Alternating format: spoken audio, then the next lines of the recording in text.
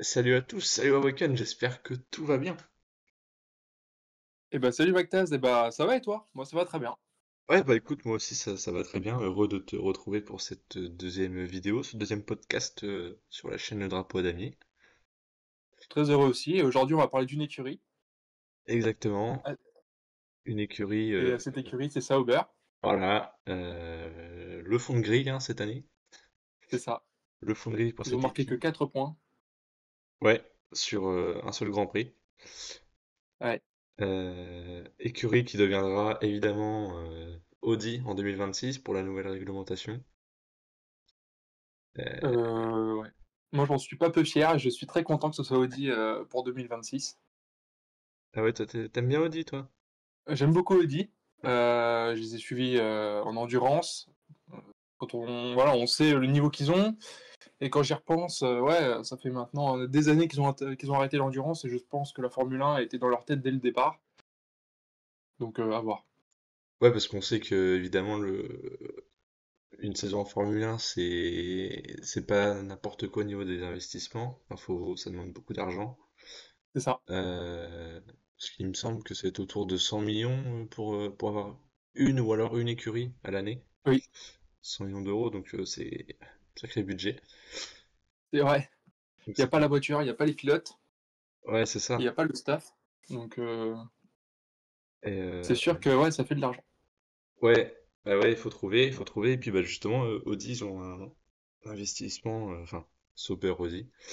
Oui. Ils ont reçu l'investissement du Qatar, enfin, Ouais. qui va injecter des sous pour aider au développement d'Audi. Parce que c'est la Bah ouais. première saison en Formule 1 pour Audi en 2026. Mm. Et on sait ouais, que c'est pas évident quand tu débutes en Formule 1.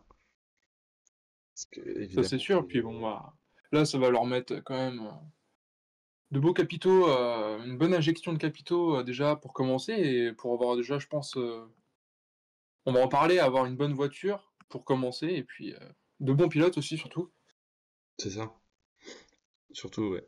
Et Et puis bah là ouais, ils ont changé de manager. ouais, Je voulais qu'on en parle. c'est là où c'est. En vrai, je pense, bah, oui, c'est assez intelligent de leur part parce qu'ils s'entourent de gens qui ont de l'expérience en Formule 1, Bah pas qu'un peu ouais. comme tu voulais dire, Mattia Binotto, Oui, exactement. qui, euh, qui lui sera déjà en activité là cette année avec Sauber. Oui, exactement.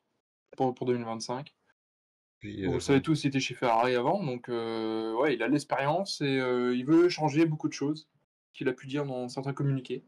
ouais, c'est ça exactement, c'est ce qu'il a déclaré dans la presse. Et bon, comme on peut le lire, lui il veut installer une mentalité de gagnant, un état d'esprit de gagnant.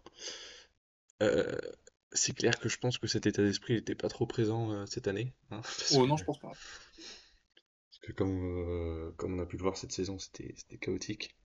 Euh, Exactement. donc, Bah, après, on peut voir qu'il y a eu vraiment un gros turnover, hein, que ce soit les managers et les pilotes, parce que le directeur technique du projet Audi F1, après les départs d'Andrea Seld et Oliver Hoffmann, bah, c'est Mattia Binotto, donc ça fait un gros turnover. c'est Et ça. puis les pilotes. Ouais, complètement, ouais, c'est deux nouveaux pilotes là qui rejoignent les grilles. Ils ont aussi, faut pas l'oublier, ils ont recruté Jonathan Whitley, qui était Oui, qui va venir en tant que team principal et qui était chez Red Bull lui depuis 2006 et oui, exactement. qui était Ça, directeur c'est pas mal. sportif, donc il arrive avec un sacré bagage quoi. C'est clair. Depuis 6 ans chez Red Bull, quand on sait les performances qu'ils ont eues, je pense qu'il n'y est pas pour rien et il va apporter un gros plus, hein. C'est vraiment bien. Parce que là, il était là-bas depuis 2006, donc il en a vu passer des titres. Oui. Il a Oh oui, participé oui. Il à en un a vu plus de passer des très titres. bons pilotes, de Oui, très bonnes aussi. voitures. Et je pense que ouais, il a pu se faire vraiment une belle expérience. Et je pense que ça va beaucoup apporter, hein. De toute façon, ça se voit directement quand on change de team principal ou de manager ou d'une écurie à une autre, tout change d'un coup. C'est assez. En Formule 1, c'est pas mal de voir le changement directement. Ouais, Parce que complètement. là, quand on voit la mentalité de Mattia Binotto, déjà quand il était chez Ferrari, il avait vraiment une mentalité de gagnant. C'était pour gagner. pareil, il avait de très bons pilotes, de très bonnes voitures à sa disposition. Et lui, là, il arrive en inculquant vraiment un état d'esprit de gagnant. Et puis, il le dit plusieurs fois que il va falloir changer totalement l'état d'esprit. Et ça, c'est vraiment plutôt bon.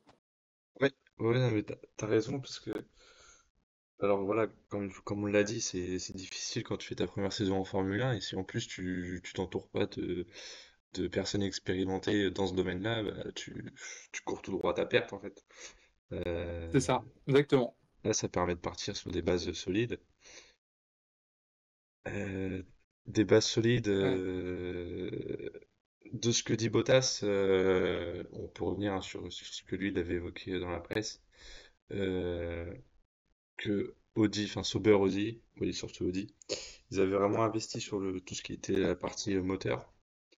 Mais Oui, par contre, ouais, il disait que le châssis, donc le châssis c'est fabriqué par Sauber, et ouais. il avait beaucoup plus d'inquiétude sur ça, parce que Ouais, c'est sûr, on en parlait tous les deux. Est-ce qu'il vaut mieux pas avoir un bon moteur dès le début? Même si le châssis, bien sûr, c'est hyper important. Mais un bon châssis sans moteur, il ira pas loin. Après, c'est sûr qu'il faut les deux, un minimum des deux, un minimum de châssis quand même. Parce que si t'es largué dans les virages, c'est aussi compliqué que dans les lignes droites. Même si le moteur est quand même, je trouve, très important. ouais, complètement. Et puis, en vrai, Audi, tu vois, là, ils ont l'une des structures les plus modernes pour confectionner les moteurs, enfin, leur usine, où ils s'occupent de tout ce qui est propulseur. Oui, Et puis, c'est fabriqué par eux, par Audi, donc ça reste assez logique, tu vois, qu'ils aient mis le paquet, parce que ça veut dire qu'ils y sont, je pense qu'ils travaillent dessus depuis plusieurs années. Euh, alors que Sauber, le châssis, bon. Oui, oui, ouais, il va être sur le point de quitter la Formule 1. Est-ce que tu t'investis beaucoup sur le châssis? Je sais pas, franchement. allô? Oui, bien sûr. Ouais.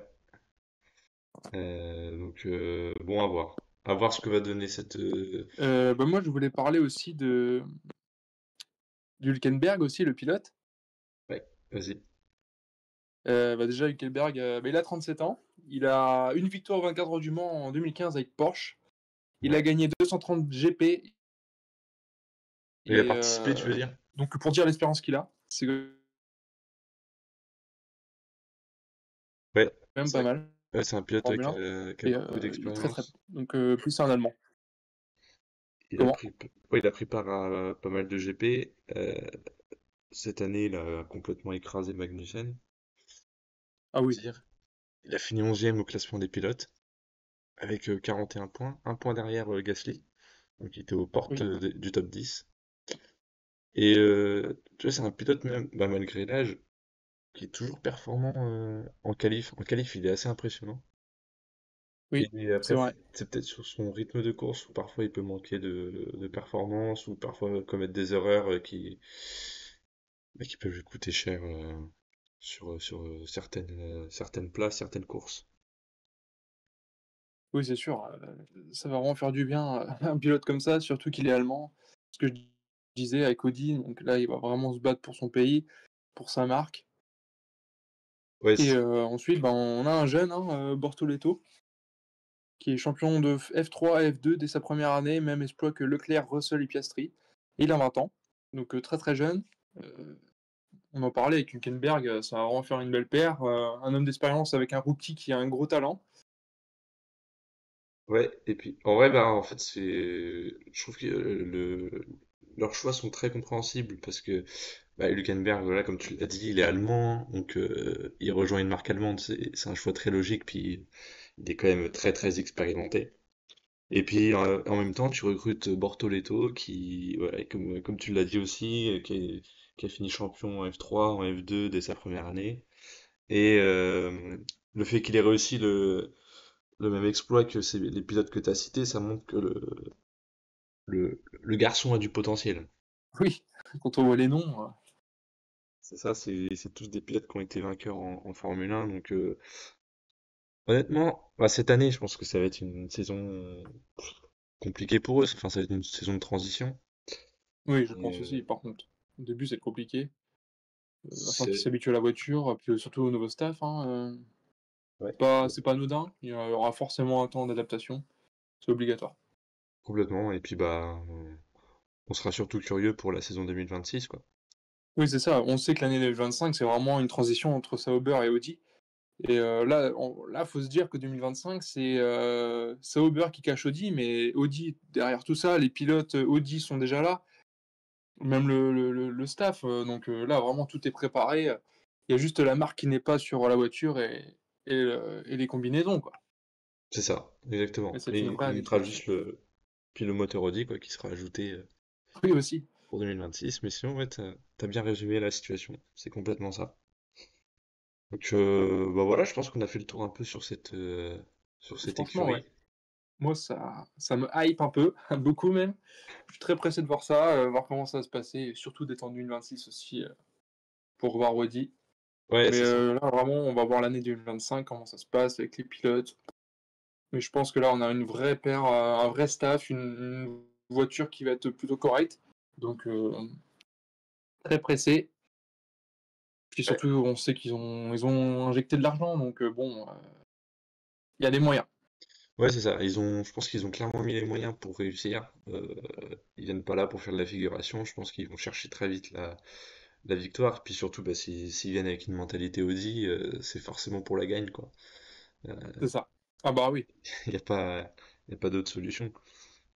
Donc, Parce qu'on sait qu'Audi en endurance, c'était la gagne, la gagne, la gagne, la gagne, la gagne, et ce sera pareil. Donc voilà. Je pense qu'on a fait le tour sur cette écurie. ouais, je pense aussi, ouais, complètement.